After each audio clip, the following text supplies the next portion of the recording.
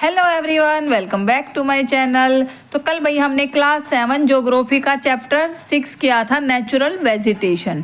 ठीक है, काफ़ी इम्पोर्टेंट चैप्टर था, तो जिसने नहीं देखा वो प्लीज़ उसको जाके ज़रूर देखिएगा। ठीक है, और एनसीईआरटी से भाई हमारे क्वेश्चन हमेशा जो सारे एग्ज़ाम है वो एनसीईआरटी बेस ही आते हैं, तो हमें एक भी लाइन इम्पोर्टेंट जो छोड़नी नहीं है, इसलिए हम बिल्कुल एनसीईआरटी का ही डाटा उठा के उसको ही एक्सप्लेन करते हैं। ठीक है, तो भाई जिसको एनसीईआरटी अगर डीपली एनसीईआरटी पढ़नी है तो चैनल को सब्सक्राइब करना और अपने दोस्तों को शेयर करना। वीडियो पसंद आए लास्ट तक देखना, तो वीडियो पसंद आए तो जो लाइक भी करना। ठीक है, तो शुरू करते हैं आज का अपना टॉपिक। आज का हमारा जो टॉपिक है वो है भाई मानवीय पर्यावरण, मतलब के ह्यूमन इन्वायरमेंट। ह्यूमन इन्वायरमेंट क्या होता है? हमारे आसपास का, आदमी के आसपास का, जो मानव है उसके आसपास का जो भी इलाका है, जिस जो जो एक्टिविटी में वो लगा हुआ है, ठीक है, जहाँ जहाँ उसको रहना पड़ा है, तो ये सारा क्या है? इन्वायरमेंट ही तो हमारे इंस्टेंटली, मतलब जो हमें इफ़ेक्ट करता है, जो जो चीज़ें हमें इफ़ेक्ट करती हैं वो क्या है भाई? वो होता है इन्वायरमेंट। तो आज हम देखेंगे कि भाई जो बस्तियां हैं मानवीय पर्यावरण में, क्या क्या भाई? बस्तियां हैं, सेटलमेंट है, ठीक है, ट्रांसपोर्ट, परिवहन क्या है? ट्रांसपोर्ट है, ठीक है, संचार है, कम्युनिकेशन है। तो ये चीज़ें क्या हैं? ये चीज़ें सारी इफ़ेक्ट करती हैं, और स्टार्टिंग से कैसे कैसे, स्टार्टिंग से और अब तक ये कैसे कैसे चेंज होती गई हैं, तो ये सारी चीज़ें आज हम देखेंगे। कितने तरह के ट्रांसपोर्ट अवेलेबल हैं अब हमारे पास, क्योंकि ट्रांसपोर्ट से क्वेश्चन बनता है, ठीक है, कम्युनिकेशन से क्वेश्चन बनता है, तो ये चीज़ें आज हम देखेंगे। तो पहले क्या था भाई? पहले जो आदि मानव होते थे, प्रारंभिक जो मानव थे, स्टार्टिंग में जो मानव हुए हैं, वो भोजन, वस्त्र और आवास के लिए किस पर डिपेंड थे भाई? वो पूर्ण रूप से नेचर पर डिपेंड करते थे, क्योंकि क्या थे? भोजन भी कहाँ से ले रहे हैं? वो पेड़ पौधों से फल फ्रूट खाते थे, एनिमल्स को हंटिंग वगैरह करके उनसे प्राप्त करते थे। वस्त्र है वो पेड़ पौधों की जो छाल है, पत्ते, ठीक है, ये लपेटते थे। आवास है वो गुफाओं में रहते थे। तो ये सारा सब कुछ क्या था? ये सारा सब कुछ था भी नेचर पे डिपेंड, ठीक है, सब कुछ नेचर प्रोवाइड कर रही थी। लेकिन फिर धीरे धीरे समय बीतता गया, तो फिर क्या हुआ कि जो आदमी की इच्छाएं हैं वो भी बढ़ने लगी। आदमी की इच्छाएं जहां पर बढ़ी, तो उसने क्या किया भाई? नेचर को अपने अकॉर्डिंग ढालना शुरू कर दिया। ठीक है, फिर आता है भाई बस्तियां। बस्तियां क्या होती? तो बस्तियां होती भाई वो स्थान जहां लोग अपने घर बनाकर रहने लगते हैं, वो होती है बस्ती। तो पहले जैसे गुफाओं में रहते थे, तो वो टेम्परेरी रहते थे, जहाँ पर उनका काम खत्म हुआ, जहाँ पर उनको ये लगा अब हमारे लिए यहाँ पर कुछ नहीं बचा है, वो उस गुफा को छोड़कर दूसरी जगह चले जाते थे। लेकिन बाद में फिर लोगों ने क्या किया है, जो मानव है उन्होंने क्या किया? फसलें उगाना शुरू कर दिया। तो जब फसलें उगाएंगे, कई कई महीने जब उनको एक जगह रहना पड़ेगा, और जब उनको ये लगेगा कि भाई इन फसलों से तो हमारा बहुत अच्छा खासा काम चल रहा है, क्योंकि क्या था? फिर उन्होंने बार्टर सिस्टम शुरू कर दिया। बार्टर सिस्टम क्या होता है कि भाई एक चीज़ के बदले हम दूसरी चीज़ ले लेते हैं, ठीक है। तो धीरे धीरे जब उन्होंने ये शुरू किया, तो वो उनको भी परमानेंसी की जरूरत पड़ी कि भाई हमें एक जगह स्थायी होना चाहिए, परमानेंट हो जाना चाहिए। तो वो अपने घर बनाने लगे। अब घर भी ये है कि भाई बस्ती 2-4 लोगों से तो बनती नहीं है, उसमें भी क्या रहे कि भाई, और इधर उधर से जब ये देखा कि भाई हाँ कुछ लोग वहाँ पे सेटल हैं और अच्छे से रह रहे हैं, तो धीरे धीरे क्या थी? वो पॉपुलेशन वहाँ की बढ़ती गई। उसी चीज़ को भाई जब एक जगह पूरी डेवलप हो जाती है, मतलब कि बार बार वहाँ पे घर बन रहे हैं, अच्छे से सेटल हो रहे हैं, ठीक है, जब वो भवन और बस्तियां विकसित हो जाती है, उसको बोलते हैं भाई बसाओ स्थान, मतलब के साइट। तो हड़प्पा क्या थी भाई? हड़प्पा एक साइट बन चुकी थी, ठीक है, पूरी डेवलप्ड हो चुकी थी, वहाँ पर लोग अच्छे से सेटल हो चुके थे, मतलब। तो बस्तियां हो गई भाई। अब बस्तियां भी 2 तरीके की बताई गई हैं, स्थायी होती हैं और अस्थायी होती हैं। स्थायी कौन सी रहेंगी? जो कुछ समय के लिए बनाई जाती है, ठीक है, उनको अस्थायी बोलते हैं। सॉरी, स्थायी नहीं, जो मतलब कुछ समय के लिए बनाए जाते हैं उसको क्या बोलेंगे भाई? टेम्परेरी, ठीक है, टेम्परेरी है, 2-4 महीने के लिए टेंट वेंट लगा लिए, ठीक है, घास फूस की अपनी झोपड़ी थी जो वो बना ली, उसको बोलते हैं अस्थायी। उनका काम वहाँ से खत्म हुआ और चले गए। ठीक है। तो ये कहाँ बनती है भाई, जैसे घने जंगल है, गर्म ठंडे रेगिस्तान है, ठीक है, पर्वतों में क्या होते हैं, अस्थायी बस्तियां बना लेते हैं जहाँ पर ठंड ज़्यादा हुई तो और ऊपर से नीचे की तरफ आ जाते हैं, ठीक है, मौसम चेंज हुआ तो ऊपर की तरफ चले जाते हैं, तो ऐसे क्या करते हैं लोग, अस्थायी बस्तियां अपनी बना लेते हैं। इसके बाद क्या है भाई, ये क्या है, अस्थाई वाले क्या करते हैं, मोस्टली ऋतु प्रवास, मतलब कि सीजनल, जब इनका सीजन आता है तो एक जगह पे होते हैं, जब इनका सीजन चला जाता है ये वापस से दूसरी जगह पे आ जाते हैं, ठीक है। तो ये ऋतु प्रवास करते हैं अस्थाई बस्तियों में, ठीक है। इसके बाद है स्थाई। स्थाई बस्तियां कौन सी होती है भाई, जो परमानेंट जब लोग अपने घर बना के एक जगह रहने लग जाते हैं तो उसको बोलते हैं स्थाई।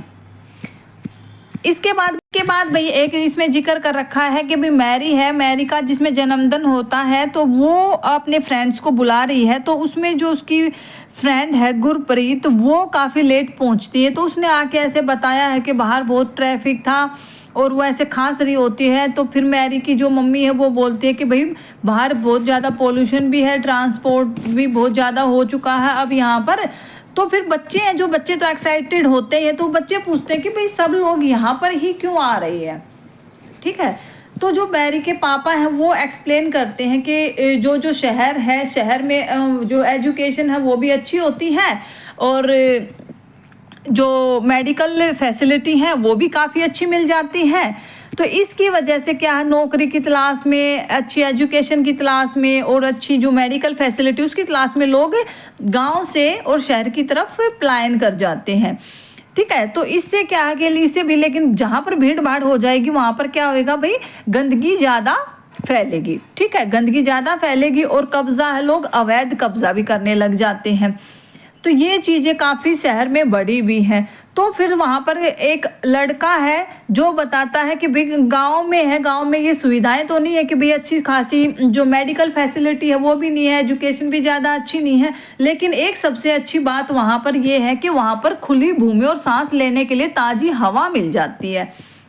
तो ये क्या थे भाई, इस जो ये ऊपर संवाद बताया गया है, ऊपर जो ये डिस्कशन चल रहा था, इस चीज़ से फिर क्या समझ में आया है लोगों को, इस चीज़ से समझ में आया है कि भाई स्थायी और अस्थायी बस्तियां नहीं होती, और भी होती हैं बस्तियां, और क्या रहती हैं भाई, ग्रामीण और शहरी, ठीक है, ग्रामीण और शहरी भी बस्तियां होती हैं, उसमें भी हम डिवाइड कर सकते हैं ग्रामीण और शहरी बस्तियों में, ठीक है। ग्रामीण क्या होती है भाई, रूरल, ठीक है, रूरल और अर्बन, दो तरीके की और बस्तियां हैं। अब रूरल कौन सी होती है, जहाँ पर लोग क्या है भाई, गांव में रहते हैं और लोगों का मुख्य जो व्यवसाय है वो क्या रहेगा भाई, एग्रीकल्चर रहेगा, ठीक है, फिशिंग रहेगा और वानिकी रहेगा और जो क्राफ्ट का है वो रहेगा, ठीक है, पशुपालन रहेगा, फॉरेस्ट्री वगैरह, ठीक है। तो ये सारी चीज़ें क्या है, ये सारी चीज़ें हैं गांव के लोगों का व्यवसाय, जहाँ पर फिर गांव में भी दो तरीके की बस्तियां बताई गई हैं भाई, एक तो है सघन और एक है परकीर्ण। सघन कौन सी होती है, सघन होती है जहाँ पर जो घर है वो पास पास रहते हैं, ठीक है, यहाँ से क्वेश्चन बना हुआ भाई, सघन और परकीर्ण जो बस्तियां होती हैं इनसे क्वेश्चन बना हुआ है। सघन को क्या बोलते हैं भाई, सघन को बोलते हैं कॉम्पैक्ट, मतलब कि एक दूसरे से घर जो अटैच रहते हैं उसको बोलते हैं सघन बस्तियां। परकीर्ण होती हैं जहाँ पर स्कैटर मतलब बिखरे हुए, ठीक है, स्कैटर्ड जो हाउस होते हैं, मतलब कि एक घर यहाँ पे हो गया, दो यहाँ पे हो गए, ठीक है, 2-3 घर हो गए यहाँ पे, फिर कुछ मीटर पे जाकर 2 घर और हो गए, ठीक है। तो ऐसे ऐसे करके ये होते हैं बिखरे हुए घर, तो ये ऐसे भी होते हैं। फिर है कि भाई जो ये बस्तियां हैं, मतलब कि जो स्कैटर्ड बस्तियां हैं वो कहाँ कहाँ पे आपको ज़्यादातर मिलती हैं, एग्जाम में आया हुआ क्वेश्चन है ये, तभी मैं बोल रही हूँ कि एनसीईआरटी ना एक एक लाइन इंपॉर्टेंट होती है, ठीक है। तो स्कैटर्ड जो बस्तियां अभी वो ज़्यादातर पहाड़ी इलाकों में मिलेंगी आपको, ठीक है, घने जंगलों में के आसपास मिलेंगी, ठीक है, जहाँ जो जलवायु है वो स्टेबल नहीं है, वहाँ पर भी ऐसी टाइप की जो बस्तियां हैं वो पाई जाती हैं, ठीक है। अब जो गांव में भी है भाई, गांव में भी घर क्या है कि गांव में लोग घर अपनी क्लाइमेट के हिसाब से बनाते हैं। अब जैसे क्या है, राजस्थान में क्या है, शुष्क जलवायु है। शुष्क जलवायु के कारण लोग क्या बनाएंगे, वहां पर कच्चे टाइप के मिट्टी के मिट्टी की जो मोटी मोटी दीवारों वाले हैं घर, गर्म जलवायु में उस तरफ ऐसे घर पाए जाएंगे आपको। ठीक है, छतें हैं वो फूस की बनाई जाती है। ठीक है, और जो इनकी सामग्री बाकी का पत्थर, चिकनी मिट्टी है, भूसा है, ये ज़्यादा मतलब लगाया जाता है जहाँ पर ज़्यादा गर्मी होती है। अब जहाँ पर ज़्यादा बारिश होगी वहाँ पर क्या बनाएंगे भाई, क्लाइमेट के हिसाब से बनाएंगे। जैसे आसाम वगैरह है, आसाम वगैरह में क्या करते हैं, आसाम है, मेघालय है, वहाँ पे बारिश काफ़ी होती है, तो वहाँ पे लोग क्या बनाते हैं भाई, ऊंचे प्लेटफॉर्म पे, मतलब कि नीचे ऐसे बम्बू गाड़ के और उसके ऊपर भी घर बना लेते हैं ताकि पानी आए नीचे, तो उनके जो घर है उनमें पानी ना घुसे। तो मतलब ऐसे उठा के बनाते हैं घर को ना। तो ये क्या है कि भाई जो घर है वो भी जलवायु के हिसाब से बनाया जाता है। ठीक है, अब हमें नगरीय बस्तियां कौन सी होती है भाई, नगरी जो शहरों की जो घर होते हैं उसको नगरीय जो बस्तियां हैं वो बोले जाते हैं। वहाँ के लोग किस में बिजी रहते हैं भाई, ज़्यादातर मैन्युफैक्चरिंग में। ठीक है, लोग निर्माण में, व्यापार, सेवा मतलब के मैन्युफैक्चर, ट्रेडिंग और सर्विस सेक्टर में ज़्यादा कार्यरत होते हैं। ये एग्जाम में आया हुआ क्वेश्चन भी, गांव के लोगों का और शहर के लोगों का कहाँ पे जो उनकी एक्टिविटीज़ हैं क्या होती हैं। ठीक है, तो इसके बाद भाई हमने बस्तियां देख ली, जो हमारे चैप्टर के अकॉर्डिंग सेटलमेंट हमने देख लिया दो तरीके का, एक है टेम्परेरी और एक है परमानेंट। उसके बाद है एक है अर्बन और एक है रूरल। ठीक है, तो ये हमारे होते हैं सेटलमेंट, और एक जो जलवायु के आधार पर होता है। फिर है परिवहन मतलब कि ट्रांसपोर्ट कैसे है कि भाई ट्रांसपोर्ट का क्या वैल्यू है। तो ट्रांसपोर्ट क्या है कि भाई लोगों और सामान, पीपल का और गुड्स का आवागमन का साधन क्या है भाई, ट्रांसपोर्ट ही तो है। अब एक जगह पे जब लोग चलने लगे थे, जैसे कि इधर से उधर जब जाते थे तो पहले क्या थे, सब कुछ पैदल जाते थे। ठीक है, पहले लोग पैदल जाते थे या अपने पशुओं को सामान ढोने के लिए यूज करते थे। अब भी पशुओं को तो देखो अभी भी सामान ढोने के लिए यूज किया जाता है, लेकिन जो स्पीड है, कुछ चीज़ों की जो स्पीड है वो बढ़ा दी गई है। वो कैसे बढ़ी भी, कितने तरीके का, फिर हमारे जो परिवहन है वो हो गए हैं। ठीक है, अभी क्या है हमारे इसमें यहाँ से बना हुआ है कि गधे हैं, खच्चर, बैल और ऊंट, इसका प्रयोग किया जाता है हमारे देश में ज़्यादातर सामान ढोने के लिए। ये है ज़्यादातर, लेकिन ठीक है। फिर है दक्षिण अफ्रीका में, यहाँ से क्वेश्चन बन सकता है भाई, दक्षिण अफ्रीका के एंडीज पर्वत में जो सामान के लिए लामा का उपयोग किया जाता है। ठीक है, दक्षिण अफ्रीका के एंडीज पर्वत के क्षेत्र में लामा का उपयोग किया जाता है। और तिब्बत में किसका किया जाता है भाई, याक का। ये क्वेश्चन आया हुआ भाई तिब्बत वाला। ठीक है, तिब्बत वाला आया हुआ है क्वेश्चन, ध्यान से देना। अब की बार दक्षिण अफ्रीका का पूछ सकते हैं, दक्षिण अफ्रीका के एंडीज पर्वत में लामा का उपयोग किया जाता है। तो भाई क्या था कि जैसे पहले के लोग थे, व्यापार करने के लिए भी आते थे, तो क्या उनको महीनों लग जाते थे यहाँ पहुँचने में। ठीक है, तो उसके बाद फिर ये था, ज़्यादातर समुद्री मार्ग से आते थे या थलीय मार्ग से आते थे। हवाई जहाज उस टाइम पे थे नहीं। ठीक है, तो अब लेकिन क्या है कि हवाई यात्रा ने परिवहन को क्या कर दिया भाई, आसान कर दिया है। ठीक है, तो अब जो भारत से यूरोप की यात्रा करने का जो टाइम है वो 6 से 8 घंटे का हो गया। ठीक है, जो कई महीनों का होता था वो अब 6 से 8 घंटे का हो गया। तो इससे क्या हो गया, समय और जो ऊर्जा दोनों की बचत हुई है। ठीक है, तो भाई परिवहन के मुख्य रूप से कितने साधन हो गए, मुख्य रूप से परिवहन के 4 साधन हो गए, मतलब कि सड़क मार्ग, रेल मार्ग, जल मार्ग और वायु मार्ग। 4 तरीके का अब परिवहन हो गया हमारा। ठीक है, एक है कि भाई भारत में अनेक राष्ट्रीय और राज्य राजमार्ग हैं। भारत में एक्सप्रेस वे का निर्माण नवीनतम है। ठीक है, यहाँ से ये क्वेश्चन बना हुआ है भाई, इसको ध्यान देना। सवर्ण चतुर्भुजीय महामार्ग है जो दिल्ली, मुंबई, चेन्नई और कोलकाता को जोड़ता है। ये क्वेश्चन आया हुआ है, तो इसकी तरफ थोड़ा ध्यान देना। फिर हम एक एक मार्ग को देखेंगे। ठीक है, गोल्डन क्वाड्रिलेटर बोलते हैं इसको, गोल्डन। इसको मैं लिख देती हूँ इंग्लिश वालों के लिए भी, गोल्डन क्वाड्रिलेटरल। ठीक है, वो किस किस को जोड़ता है ये पूछा गया भाई एक बार क्वेश्चन, दिल्ली को, मुंबई को और चेन्नई और कोलकाता को। ठीक है, दिल्ली, मुंबई, चेन्नई और कोलकाता को ये जोड़ता है। तो अब देखते हैं भाई हम सड़क मार्ग। सड़क मार्ग क्या है मतलब के, तो सड़क मार्ग की अगर हम बात करते हैं तो भाई जो रोड से जो रास्ता होता है मतलब वो बोला जाता है सड़क मार्ग, रोडवेज। ठीक है, रोडवेज।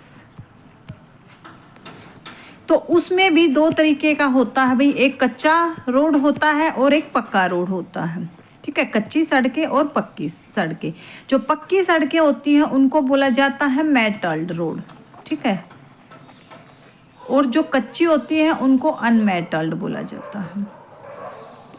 जैसे खेतों वगैरह में जाते हैं तो वहाँ पर कच्ची सड़कें ही हैं, अभी भी पक्की नहीं हुई है, लेकिन शहरों में क्या है, ज़्यादातर पक्की सड़कें हैं। सड़कें अगर बात करें तो जो मैदानी क्षेत्र होते हैं उसमें सड़कें आसानी से बनाई जाती हैं, लेकिन इसका मतलब ये नहीं है कि जो पर्वत हैं वहाँ पर सड़कें नहीं हैं। हिमालय पर्वत की अगर हम बात करें तो मनाली लेह राजमार्ग है जो विश्व का सबसे ऊंचा सड़क मार्गों में से एक है। ठीक है, हिमालय पर्वत पर जो मनाली लेह राजमार्ग है वो विश्व के सबसे ऊंचे सड़क मार्गों में से एक है। फिर एक होता है कि भाई जो भूमिगत, ठीक है, जो जमीन के अंदर जो सड़क बनाई जाती है उसको क्या बोला जाता है भाई, उसको बोला जाता है सबवे और भूमिगत मार्ग। ठीक है, सबवे भी बोला जाता है उसको, और भूमिगत मतलब के अंडरग्राउंड मार्ग बोला उसको जाता था, अंडरपाथ भी बोलते हैं। एक होता है कि भाई जो नॉर्मल सरफेस से उभार के मतलब ऊपर बनाया जाता है उसको बोला जाता है भाई फ्लाईओवर। ठीक है, उसको फ्लाईओवर बोला जाता है। जो नॉर्मल जो सड़क रहती है उससे कुछ उठा के बनाया जाता है। तो ये हमने देखा है सड़क मार्ग। इसके बाद हम देखते हैं, एक सेकंड, थोड़ा सा जूम ज़्यादा हो गया। तो ये कच्ची सड़कें और पक्की सड़कें ये हैं भाई, ये पक्की सड़कें हैं और ये कच्ची सड़कें हैं। ठीक है,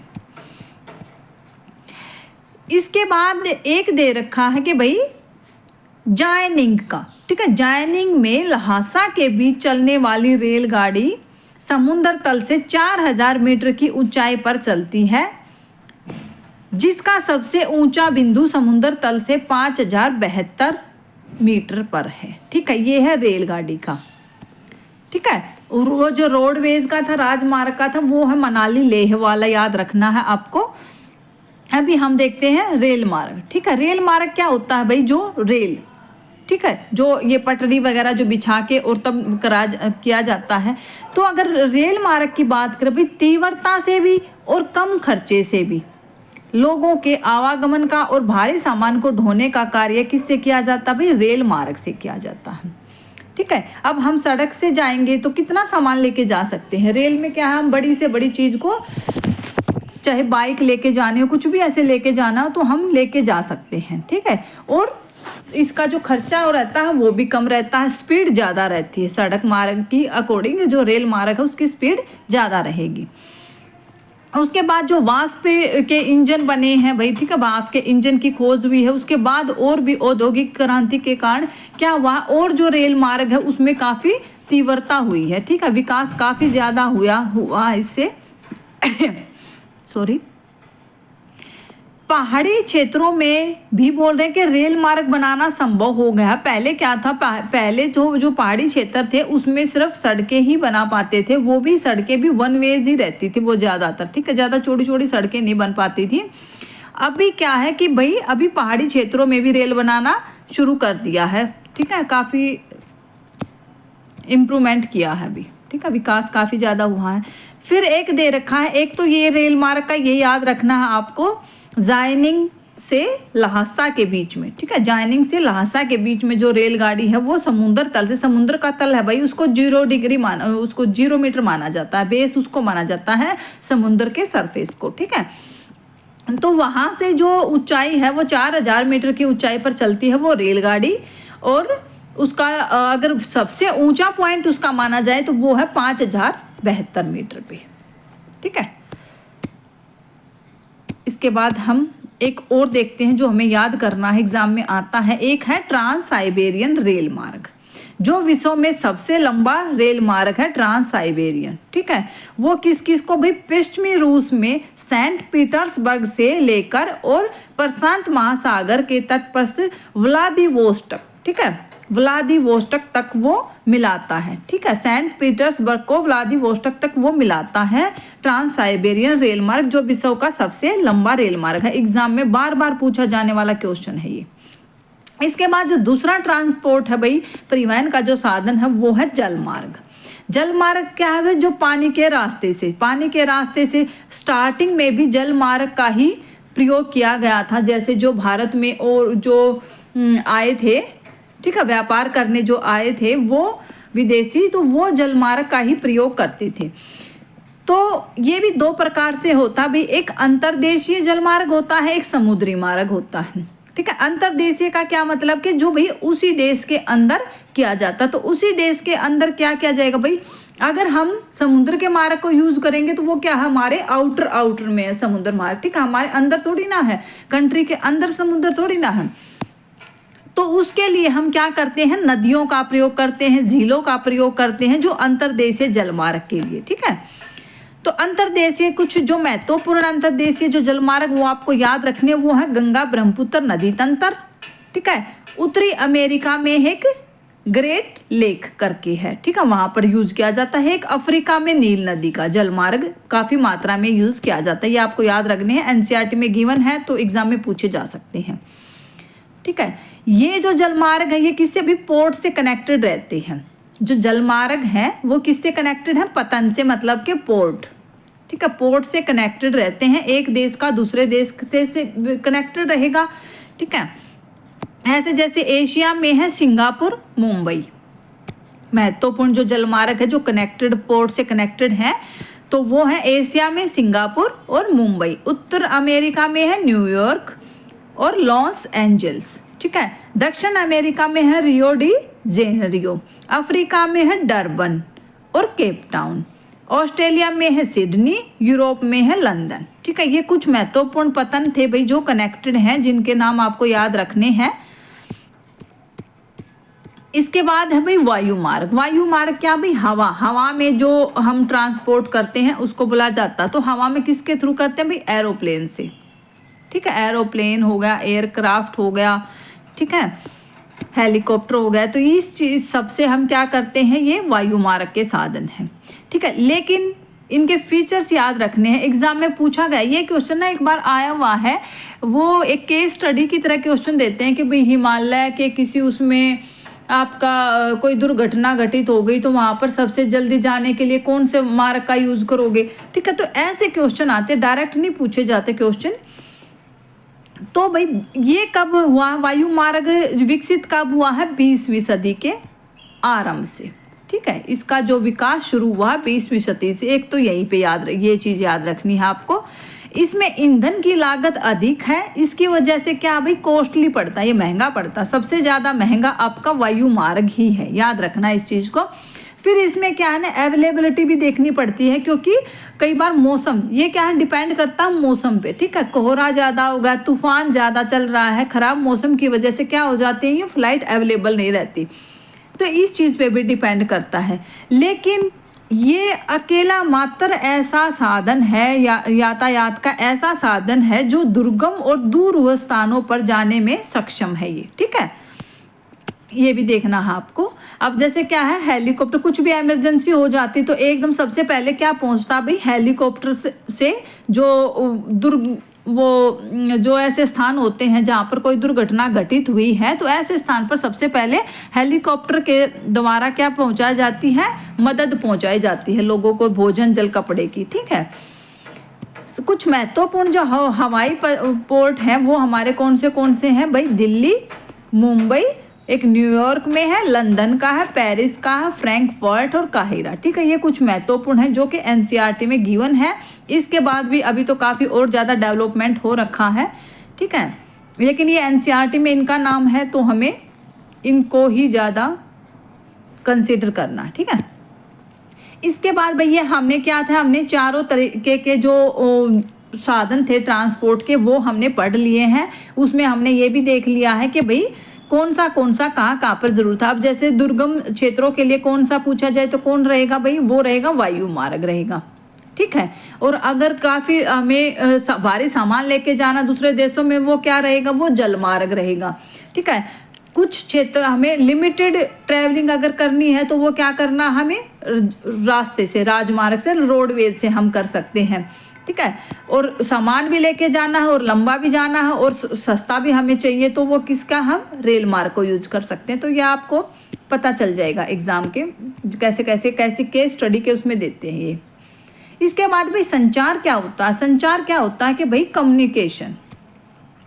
अब हमने देख लिया कि भाई लोगों को अगर भेजना है कहीं या हमें सामान को भेजना है तो वो हम क्या कर रहे हैं भाई, ट्रांसपोर्ट का यूज़ कर रहे हैं। लेकिन अगर हमें कहीं अपने मैसेज पास करना हो तो क्या करेंगे, तो वो क्या है भाई, वो संचार ही तो है। अगर हम एक दूसरे से अपना मैसेज ट्रांसफ़र कर रहे हैं, अगर हम आमने सामने बैठ के ट्रांसफ़र कर रहे हैं मैसेज तो सामने जल्दी पहुंच सकता है, सुन सकता है सामने वाला बंदा। लेकिन हमें तो ये है ना कि यहाँ बैठे बैठे हमें दूसरे देश में अपना वो करना है, मैसेज पास करना है, तो क्या है वो सारा क्या है भाई, संचार ही है, कम्युनिकेशन ही है ये। तो इससे क्या किया जाता है भाई, इससे सूचना, एक जगह से दूसरे जगह तक सूचना जो इन्फॉर्मेशन जो पहुंचानी है उस प्रक्रिया को ही क्या बोला जाता है भाई, संचार बोला जाता है, ठीक है।